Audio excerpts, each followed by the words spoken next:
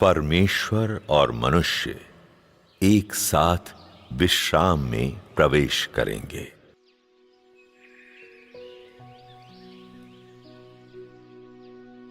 परमेश्वर ने मानव जाति का सृजन किया, उसे पृथ्वी पर रखा और उसकी आज के दिन तक अगुवाई की। उसने तब मानव जाति को बचाया और मानव जाति के लिए पाप बलि के रूप में कार्य किया। अंत में उसे अभी भी अवश्य मानव जाति को जीतना चाहिए, मानव जाति को पूर्णतः बचाना चाहिए और उसे उसकी मूल समानता में पुनर्स्थापित करना चाहिए। यही वह कार्य है जिसमें वह आरंभ से लेकर अंत तक संलग्न रहा है। मनुष्य को उसकी मूल छवि में और उसकी मूल समानता में पुनर्स्थापित करना। वह अपना राज्य स्थापित करेगा और मनुष्य की मूल समानता पुनर्स्थापित करेगा, जिसका अर्थ है कि वह पृथ्वी पर अपने अधिकार को पुनर्स्थापित करेगा और समस्त प्राणियों के बीच अपने अधिकार को पुनर्स्थापित करेगा। शैतान के द्वारा भ्रष्ट किए जाने पर मनुष्य ने परमेश्वर के प्रति अवज्ञाकारी शत्रु बनते हुए अपना धर्म भीरु हृदय गंवा दिया है और उस प्रकार्य को गंवा दिया है जो परमेश्वर के सृजित प्राणियों में से एक के पास होना चाहिए। मनुष्य शैतान के अधिकार क्षेत्र के अधीन रहा और उसने उसके आदेशों का पालन किया। इस प्रकार अपने प्राणियों के बीच कार्य करने का परमेश्वर के पास कोई मार्ग नहीं था, और तो और अपने प्राणियों से परमेश्वर का भय प्राप्त करने में असमर्थ था। मनुष्य परमेश्वर के द्वारा सृजित था और उसे परमेश्वर की आराधना करनी चाहिए थी, परंतु मनुष्य ने वास्तव में परमेश्वर की ओर पीठ फेर दी और शैतान की आराधना की। शैतान मनुष्य के हृदय में प्रतिमा बन गया।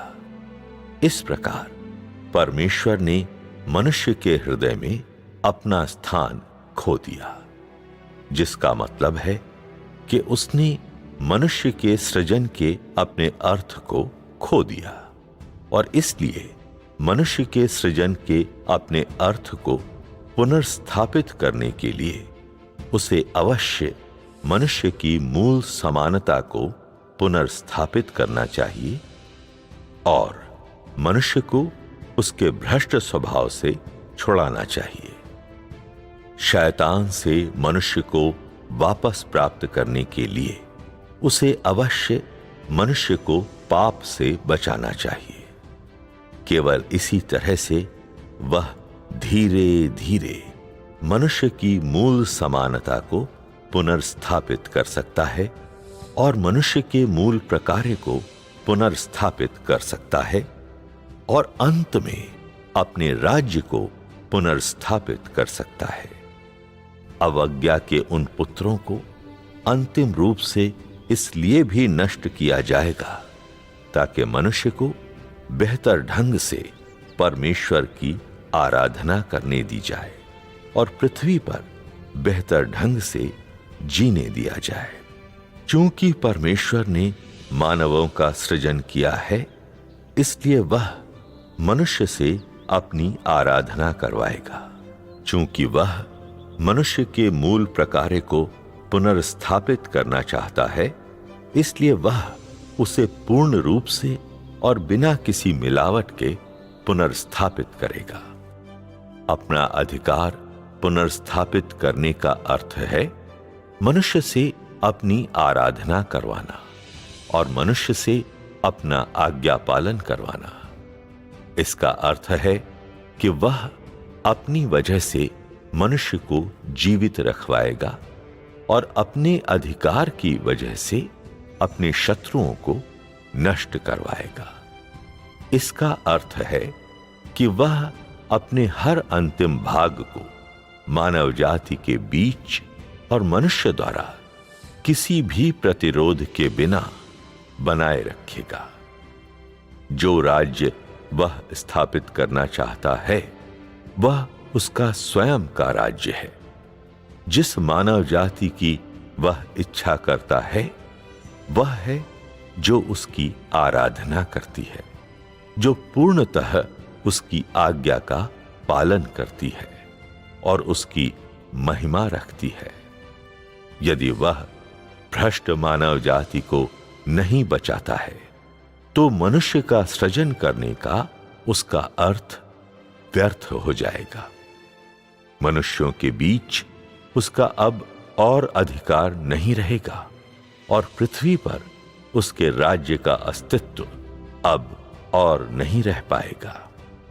यदि वह उन शत्रुओं का नाश नहीं करता है जो उसके प्रति अवज्ञाकारी हैं, तो वह अपनी संपूर्ण महिमा को प्राप्त करने में असमर्थ होगा।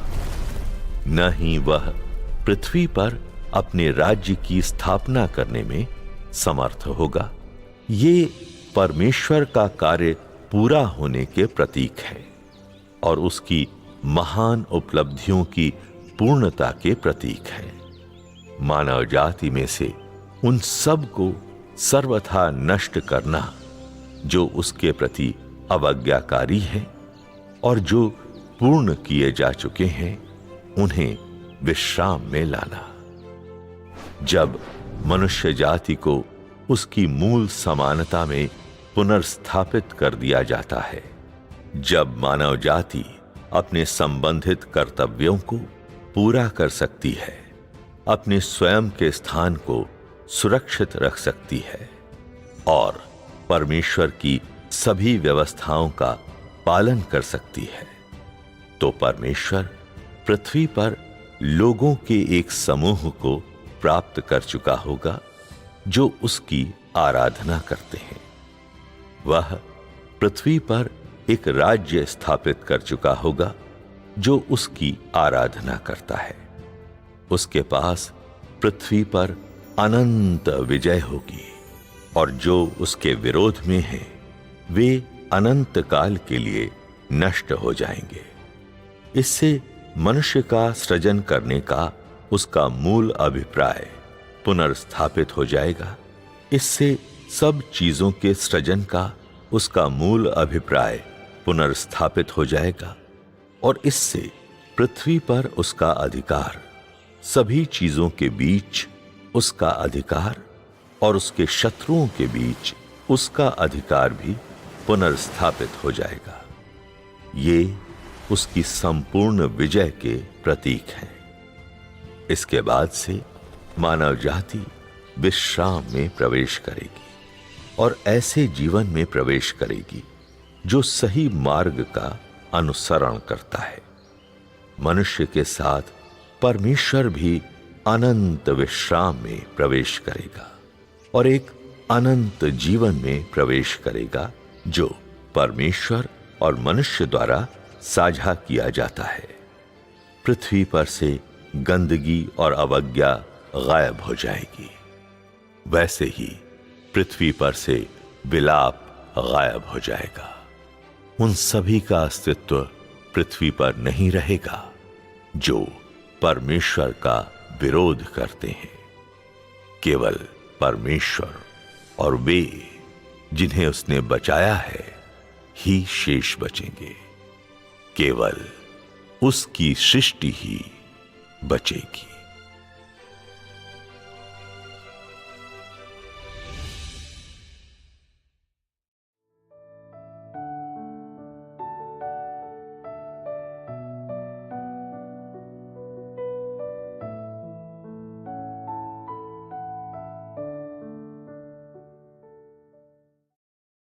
अपने अंत के दिनों के न्याय कार्य के दौरान सर्वशक्तिमान परमेश्वर ने अनेक वचन अभिव्यक्त किए हैं। ये परमेश्वर की वाणी है। इस बारे में हमें भी तब पता चला जब हमने सुना कि सर्वशक्तिमान परमेश्वर के सारे वचन सत्य हैं, उनमें अधिकार और सामर्थ्य है।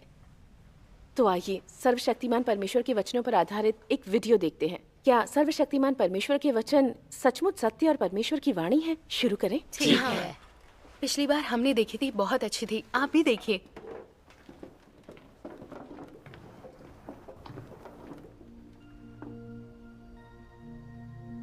पूरे विश्व में मैं अपना कार्य कर रहा हूं और पूर्व में गर्जना करते हुए धमाके निरंतर होते हैं और सभी संप्रदायों और पंथों को हिला देते हैं। मेरी वाणी ने सभी लोगों को वर्तमान में लाने में अगुवाई की है। मैं अपनी वाणी से सभी लोगों को जीत लूंगा ताकि वो इस धारा में आए, मेरे सामने नतमस्तक हों। क्योंकि मैंने बहुत पहले अपनी महिमा सारी धरती से वापस ले ली है और इसे नए रूप में पूर्व में जारी कर दिया है। ऐसा कौन है जो मेरी महिमा नहीं देखना चाहता? कौन है जिसे उत्सुकता से मेरी वापसी की प्रतीक्षा नहीं है? कौन है जिसे मेरे पुनः प्रकटन की प्यास नहीं है? कौन है जिसे मेरी मनोरमता की अभिलाषा नहीं है? कौन है जो रोशनी में नहीं आना चाहेगा? कौन है जो कनान की समृद्धि नहीं देखना चाहेगा? कौन है जो उद्धारक के लौटने की इच्छा नहीं रखता? कौन है जो महान सर्वशक्तिमान की आराधना नहीं करता? मेरी वाणी समस्त धरती पर फैल जाएगी। मैं चाहता हूं कि मैं अपने पसंदीदा लोगों के सामने अपने अधिक वचन व्यक्त करूं, भयंकर गर्जना की तरह जो पर्वतों और नदियों को हिलाकर रख देती है। मैं अपने वचन पूरे विश्व और मानवता के सामने बोलूं, अतः मेरे मुख के वचन इंसान के लिए खजाना बन गए हैं और सभी लोग मेरे वचनों को संजो कर रखते हैं। बिजली पूर्व से लेकर पश्चिम तक चमकती है। मेरे वचन ऐसे हैं कि इंसान इन्हें त्यागना नहीं चाहता और साथ ही उन्हें कल्पना से परे पाता है, लेकिन उसमें भरपूर आनंद लेता है। किसी नवजात शिशु की तरह लोग मेरे आगमन की खुशियां और आनंद मना रहे हैं। अपनी वाणी के जरिए मैं सभी लोगों को अपने सामने लाऊंगा। आमीन। बहुत अच्छे। उसके बाद मैं औपचारिक रूप से इंसानी नस्ल में प्रवेश करूंगा ताकि वे आकर मेरी आराधना करें, उस महिमा के साथ जो मुझसे प्रसारित होती है और उन वचनों के साथ जो मेरे मुख में है। मैं इसे ऐसा बनाऊंगा कि सभी लोग मेरे सामने आए और देखें कि बिजली पूर्व से चमकती है और मैं पूर्व के जैतून के पर्वत पर्यंत अवतरित हो चुका हूं। वे देखेंगे कि मैं बहुत पहले से ही इस धरती पर हूं, यहूदियों का पुत्र न होकर पूर्व की बिजली हूं। क्योंकि मैं बहुत पहले ही पुनर्जीवित हो चुका हूं और लोगों के बीच से जा चुका हूं और लोगों के बीच पुनः अपनी महिमा के साथ प्रकट हुआ हूं। मैं वो हूं जिसे अनंत युगों पहले पूजा जाता था और मैं वो शिशु भी हूं जिसे अनंत युगों पहले इजराइलियों द्वारा त्याग दिया गया था। इसके अलावा मैं आज के युग का सर्व महिमामय सर्वशक्तिमान परमेश्वर हूं। आमीन। सभी मेरे सिंहासन के समक्ष आओ और मेरी महिमामयी मुखाकृति का अवलोकन करो, मेरी वाणी सुनो और मेरे कर्मों को देखो। यही मेरी इच्छा की समग्रता है, यही मेरी योजना का अंत और चरम है, साथ ही साथ मेरे प्रबंधन का प्रयोजन है। सभी देश मेरी आराधना करें, सभी जीवा मुझे स्वीकृति दें, हर व्यक्ति मुझ में निष्ठा रखे और प्रत्येक व्यक्ति मेरी प्रजा बने। आमीन। आमीन। ये तो बहुत इन अच्छा शब्दों में कहा। बड़ा हाँ, अधिकार है। परमेश्वर मुझे ये तो परमेश्वर बड़ा की है, वाणी विश्वास जैसे है। लग रहे हैं। हमारे परमेश्वर सच में है, वो सर्वशक्तिमान वो है। तो है। जैसे ही मैं बोलने के लिए विश्व की तरफ अपने चेहरे को घुमाता हूं, सारी मानव जाति मेरी आवाज को सुनती है और उसके बाद उन सभी कार्यों को देखती है जिसे मैंने समूचे ब्रह्मांड में गढ़ा है। वे जो मेरी इच्छा के विरुद्ध जाते हैं, अर्थात जो मनुष्य के कार्यों से मेरा विरोध करते हैं, वे मेरी ताड़ना के अधीन नीचे गिर जाएंगे। मैं स्वर्ग के असंख्य तारों को लूंगा और उन्हें फिर से नया कर दूंगा, और मेरे कारण सूर्य और चंद्रमा को नया बना दिया जाएगा। आकाश अब और वैसा नहीं रहेगा जैसा वह था। पृथ्वी पर बेशुमार चीजों को फिर से नया बना दिया जाएगा। मेरे वचनों के माध्यम से सभी पूर्ण हो जाएंगे। विश्व के भीतर अनेक राष्ट्रों को नए सिरे से विभक्त कर दिया जाएगा और मेरे राष्ट्र के द्वारा बदल दिया जाएगा, जिसकी वजह से पृथ्वी के राष्ट्र हमेशा हमेशा के लिए विलुप्त हो जाएंगे और एक राष्ट्र बन जाएंगे जो मेरी आराधना करता हो। पृथ्वी के सभी राष्ट्रों को नष्ट कर दिया जाएगा और उनका अस्तित्व समाप्त हो जाएगा। विश्व के भीतर मनुष्यों में वे सभी जो शैतान से संबंध रखते हैं, उनका सर्वनाश कर दिया जाएगा। वे सभी जो शैतान की आराधना करते हैं, उन्हें जलती हुई आग के द्वारा नीचा दिखाया जाएगा, अर्थात उनको छोड़कर जो अभी इस धारा के अंतर्गत हैं, बाकियों को राख में बदल दिया जाएगा। जब मैं बहुत से लोगों को ताड़ना देता हूं, तो वे जो भिन्न भिन्न अंशों में धार्मिक संसार में हैं, मेरे कार्यों के द्वारा जीत लिए जाकर मेरे राज्य में लौट आएंगे, क्योंकि उन्होंने एक श्वेत बादल पर सवार पवित्र जन के आगमन को देख लिया होगा। समस्त मानवता अपने अपने स्वभाव का अनुसरण करेगी और जो कुछ उसने किया है उससे भिन्न भिन्न ताड़नाएं प्राप्त करेगी। वे जो मेरे विरुद्ध खड़े हुए हैं, सभी नष्ट हो जाएंगे। जहां तक उनकी बात है जिन्होंने पृथ्वी पर अपने कार्यों में मुझे शामिल नहीं किया है, वे क्योंकि उन्होंने जिस प्रकार अपने आप को दोष मुक्त किया है, पृथ्वी पर मेरे पुत्रों और मेरे लोगों के शासन के अधीन निरंतर बने रहेंगे। मैं अपने महान कार्य की समाप्ति की घोषणा करने के लिए पृथ्वी पर अपनी ध्वनि आगे करते हुए अपने आप को असंख्य लोगों और असंख्य राष्ट्रों के सामने प्रकट करूंगा, ताकि समस्त मानव जाति अपनी आंखों से देखे। आमीन। आमीन। इसमें जो बातें बताई कितना सही कह रही हैं। हमें इन पर पूरा विश्वास है। परमेश्वर का धन्यवाद। सर्वशक्तिमान परमेश्वर के वचनों को ऊंचे स्वर में पढ़ते हैं। बहुत बढ़िया। कृपया पृष्ठ 332 पर जाएं। मैं पढ़ना चाहूंगी। बढ़िया। यहां से सर्वशक्तिमान परमेश्वर कहते हैं, जब मैंने संसार को बनाया था, तब मैंने सभी चीजों को उसके स्वभाव के अनुसार तराशा था और प्रत्येक गोचर रूप की हर चीज को उसके स्वभाव के साथ एक साथ इकट्ठा किया था। ज्यों ही मेरी प्रबंधन योजना का अंत नजदीक आएगा, मैं सृष्टि की भूतपूर्व की दशा पुनः स्थापित कर दूंगा। मैं प्रत्येक चीज को गहराई से बदलते हुए हर चीज को उसी प्रकार पुनः स्थापित कर दूंगा जैसी वह मूल रूप से थी, ताकि हर चीज मेरी योजना के आंचल में वापस लौट जाए। समय आ चुका है। मेरी योजना की अंतिम अवस्था लगभग पूरी होने ही वाली है। पुराना अपवित्र संसार, तुम निश्चित रूप से मेरे वचनों के अधीन आ जाओगे। मेरी योजना के द्वारा तुम निश्चित रूप से मिटा दिए जाओगे। सृष्टि की असंख्य चीजें, तुम सभी को मेरे वचनों के भीतर नया जीवन मिलेगा। अब तुम्हारे पास एक संपूर्ण प्रभुत्व संपन्न प्रभु है। शुद्ध और निष्कलंक नया संसार। तुम निश्चय ही मेरी महिमा के भीतर पुनः जीवित हो जाओगे। सिय्योन पर्वत, अब और मौन मत रह। मैं विजयोल्लास में लौटा हूं। आमीन। सृष्टि के बीच से मैं सारी पृथ्वी का सूक्ष्म परीक्षण करता हूं। पृथ्वी पर मानव जाति ने एक नए जीवन की शुरुआत की है और एक नई आशा को जीत लिया है। मेरे लोगों, तुम लोग मेरे प्रकाश के भीतर जीवन में वापस कैसे नहीं आ सकते हो? तुम लोग मेरे मार्गदर्शन के अधीन आनंद से उछल कैसे नहीं सकते हो? भूमियां उल्लास में चिल्ला रही हैं, जल कलकल की आवाज के साथ आनंद से ठहाका मारकर हंस रहे हैं। पुनर्जीवित इज़राइल, मेरे द्वारा पूर्व नियति के कारण तुम क्यों गर्व महसूस नहीं कर सकते हो? कौन रोया है? किसने विलाप किया है? पुराना इज़राइल समाप्त हो गया है और आज का इज़राइल संसार में उदय हुआ है, सीधा खड़ा हुआ है और ऊंचा उठता जा रहा है और समस्त मानवता के हृदय में उठ गया है।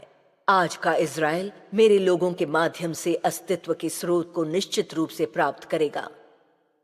आह घृणित मिस्र, निश्चित रूप से तू अभी भी मेरे विरुद्ध खड़ा नहीं होता है। तू कैसे मेरी दया का लाभ उठा सकता है और मेरी ताड़ना से बचने की कोशिश कर सकता है? तू मेरी ताड़ना के भीतर कैसे अस्तित्व में बना नहीं रह सकता है? वे सभी जिनसे मैं प्रेम करता हूं वे निश्चय ही अनंत काल तक जीवित रहेंगे, और वे सभी जो मेरे विरुद्ध खड़े होते हैं उन्हें निश्चय ही मेरे द्वारा अनंत काल तक ताड़ना दी जाएगी, क्योंकि मैं एक ईर्ष्यालु परमेश्वर हूँ। मैं उन सब के कारण जो मनुष्यों ने किया है उन्हें हल्के में नहीं छोड़ूंगा। मैं पूरी पृथ्वी पर निगरानी रखूंगा और संसार की पूर्व दिशा में धार्मिकता, प्रताप, कोप और ताड़ना के साथ प्रकट हो जाऊंगा, और मैं मानवता के असंख्य मेजबानों पर स्वयं को प्रकट करूंगा। आमीन। तुम्हें विश्वास हो रहा है? ऐसा कर सकते हैं? परमेश्वर परमेश्वर महान। सर्वशक्तिमान परमेश्वर के वचनों के इन अंशों को पढ़कर कैसा लग रहा है? बहुत अच्छा था। क्या आप जान पाए कि ये परमेश्वर की वाणी है? हाँ। सर्वशक्तिमान परमेश्वर के वचनों में अधिकार और सामर्थ्य है। हाँ, बिल्कुल। ये सचमुच परमेश्वर की वाणी है। हाँ, परमेश्वर के वचन दिलों को झकझोर देते ईश्वर के हैं। वचन ही हो सकते सही हैं। कहा, कोई मनुष्य ऐसे वचन नहीं कह सकता। ये वाणी है परमेश्वर की वाणी। ये सचमुच तो परमेश्वर के मैं इसे वचन सुन ही क्यों है। नहीं पा रही हूँ? ये तो इंसान की जैसी बोली लग रही है। बिल्कुल, पादरी और एल्डर बाइबल को हमसे बेहतर समझते हैं, फिर भी वो इसमें अंतर नहीं कर पाते। तो हम परमेश्वर की वाणी को कैसे पहचानें? सही कहा। सर्वशक्तिमान परमेश्वर के वचन बहुत ही रोमांचक हैं। उन्हें सुनते ही मेरे मन में गहरी श्रद्धा जग गई। बिल्कुल। परमेश्वर के वचन तो परमेश्वर के वचन ही हैं। हालांकि हम सत्य को नहीं समझते और परमेश्वर को नहीं जानते, मगर उनके वचन सुनते ही अलग तरह की भावना जागती है। आपने बिल्कुल सही कहा। इस बार हर कोई परमेश्वर की वाणी सुन पाया। हाँ, हम भी सुन पाए। परमेश्वर का धन्यवाद। सर्वशक्तिमान परमेश्वर के वचनों को पढ़कर सबके मन में एक समान भावनाएं जागती हैं। सबको लगता है कि परमेश्वर इंसान से बात कर रहे हैं। हाँ, परमेश्वर के अलावा क्या हम सभी इंसानों से बात कर सकते हैं? मनुष्य को बचाने की परमेश्वर की इच्छा मनुष्य को कौन बता सकता है? कौन मानव जाति को यह बता सकता है कि अंत के दिनों का कार्य करने की परमेश्वर की योजना क्या है? मानव जाति का परिणाम और मंजिल क्या है? परमेश्वर की प्रबंधन योजना के बारे में पूरी दुनिया को भला कौन बता सकता है? परमेश्वर के अलावा कोई नहीं बता सकता। बिल्कुल, ये केवल परमेश्वर ही कर सकते हैं। सर्वशक्तिमान परमेश्वर पूरी मानव जाति से बात करते हैं। वे परमेश्वर के वचनों के सामर्थ्य और अधिकार का एहसास कराते हैं। सर्वशक्तिमान परमेश्वर के वचन उनकी अभिव्यक्ति हैं। ये परमेश्वर की वाणी है। आमीन। सर्वशक्तिमान परमेश्वर द्वारा बोले गए सभी वचन ऐसे हैं जैसे परमेश्वर तीसरे स्वर्ग में खड़े होकर पूरी मानव जाति से कह रहे हों। यहाँ सर्वशक्तिमान परमेश्वर एक सृजक के रूप में मनुष्य से बातचीत कर रहे हैं। वे अपनी धार्मिकता और महिमा के निरपराध स्वभाव को मानव के सामने प्रकट कर रहे हैं। जब परमेश्वर की भेड़ें सर्वशक्तिमान परमेश्वर के वचन सुनती हैं, तो वे शुरू में उसमें छिपे सत्य को नहीं पहचानती। उन्हें इसका अनुभव भी नहीं होता, लेकिन उन्हें सर्वशक्तिमान परमेश्वर के हर वचन के सामर्थ्य और अधिकार का एहसास हो जाता है। वे पुष्टि कर सकती हैं कि ये परमेश्वर की वाणी है और परमेश्वर की आत्मा की प्रत्यक्ष अभिव्यक्ति है। आमीन। परमेश्वर के चुने हुए लोगों को केवल परमेश्वर के वचन सुनकर उनकी पुष्टि परमेश्वर की वाणी के रूप में करनी होती है। तो फिर धार्मिक पंथ के पादरी और एल्डर्स सर्वशक्तिमान परमेश्वर की निंदा क्यों करते हैं? जहां तक मसीह विरोधियों का सवाल है, जो परमेश्वर के देह धारण को नहीं पहचानते और ये नहीं मानते कि परमेश्वर सत्य कह सकते हैं, हालांकि उन्हें परमेश्वर के बोले सभी वचन सत्य दिखाई देते हैं और उनके वचनों में सामर्थ्य और अधिकार का आभास होता है। फिर भी वे नहीं मानते कि परमेश्वर इस तरह बोल सकते हैं। वे ये भी नहीं मानते कि परमेश्वर सब कुछ सत्य ही बोलते हैं। ये समस्या क्या है? क्या आप इस बारे में कुछ बता सकती हैं?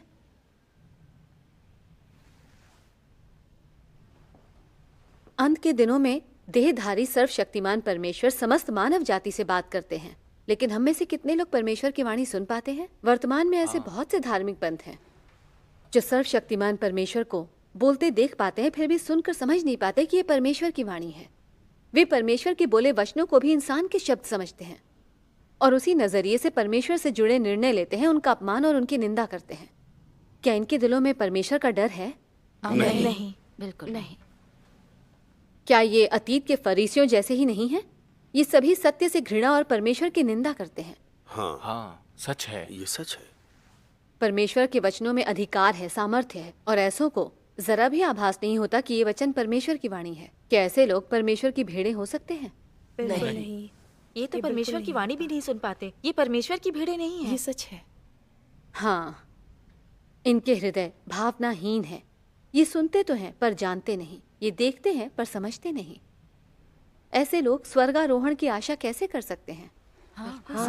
बिल्कुल ऐसा तो हो नहीं सकता।